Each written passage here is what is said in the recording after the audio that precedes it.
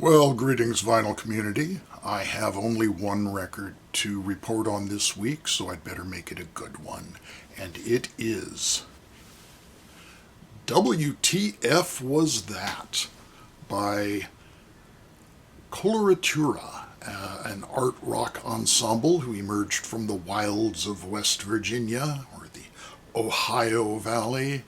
I don't really know if there are a lot of wilds there, but I think there must be.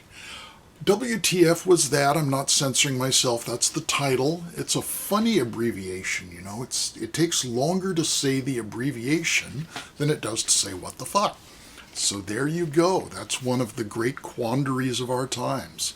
But this is the fourth album by Colouratura. And it has been released before on CD. This is the brand new edition on vinyl, and it's a beauty.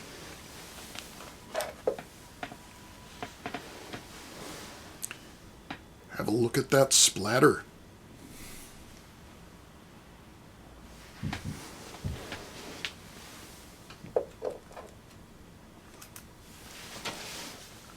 Now, in terms of full disclosure, I have to reveal that I have a certain connection with this band.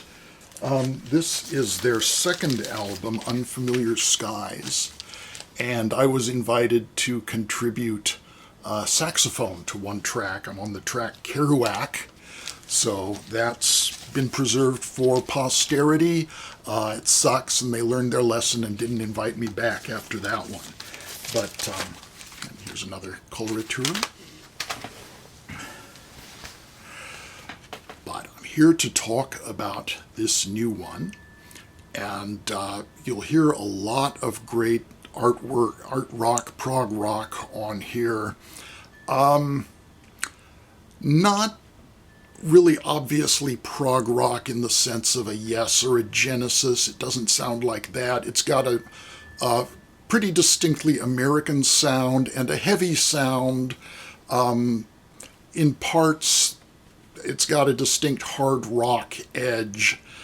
And I'm reminded slightly of a couple of British groups like Uriah Heep and Black Sabbath, but mainly Jethro Tull, because Ian Beabout plays the flute and shows a very distinct Jethro Tull influence on a number of tracks.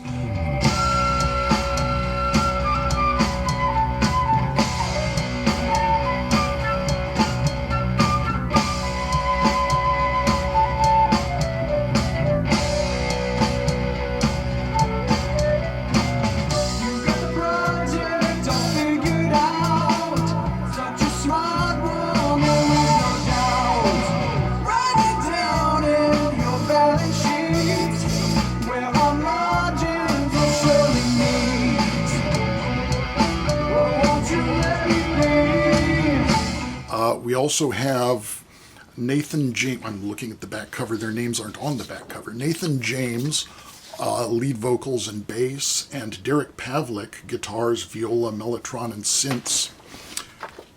Here is the band as depicted on the insert that comes with the album. I also hear a lot of similarity, especially on the tracks with vocals, to the music of Mike Keneally.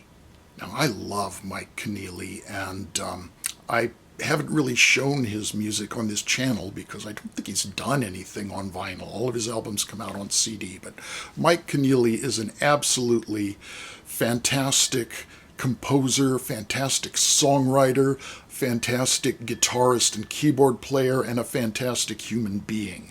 So it's high praise to feel a connection between his work and the work of Colouratura, but I think there is a link there. One small criticism I do have of this album is that I feel that they don't do themselves any favors with the running order. I think it begins and ends on weaker points. It begins with the title track, WTF Was That? This is an instrumental, and it's, you know, a fine piece as far as it goes, but it's very brief and doesn't feel like a fully fledged composition. It's really more of an intro or an overture to the album. And the track that follows is a soft ballad and doesn't really, they haven't really given their calling card, I think, on these first couple of tracks. The real meat of the album comes on the second half of side 1 and the first half of side 2. Because it then trails off at the end with the longest track on the album, Mothman, which is fine, but it's silly. It's a goofy track, and, I don't think it's the strongest way to go out when they didn't come in on the strongest way, but in between, there's some splendid stuff. Side Hustle I really dig because it's got a very Jethro Tullish sound. It's in 7/4 time, and I love odd meters. Palace of Blood is a really, really good instrumental. Sleeping Giant is a fantastic track. Lousy Smarch Weather is great. So there's a lot of fantastic stuff on here, but it's sandwiched. Leaves fall out of season.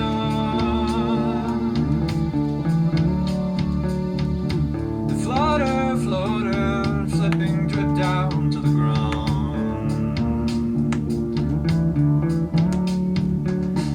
Stripped and battered and broken, and beneath the roots run so deep underground. And the world tree burns, the world tree burns. And I received the record along with this groovy little shiny sticker, which is going on my guitar case for my Telecaster Thin Line, which is covered with various stickers. And I have a couple of Iron Butterfly albums in the background. I decided not to make an actual video, but I need to acknowledge the passing of Doug Ingle, who was the last surviving member of the classic lineup of the Iron Butterfly, the In-A-Gadda-Da-Vida lineup. Very important band to me. The first band I went to go see in concert back at the end of the 60s. And very sad. That's the end of an era that all these folks are gone, so farewell, Doug. And that's really all I have to say. Thanks very much for watching. Be well, and I'll talk with you again soon. Bye-bye for now.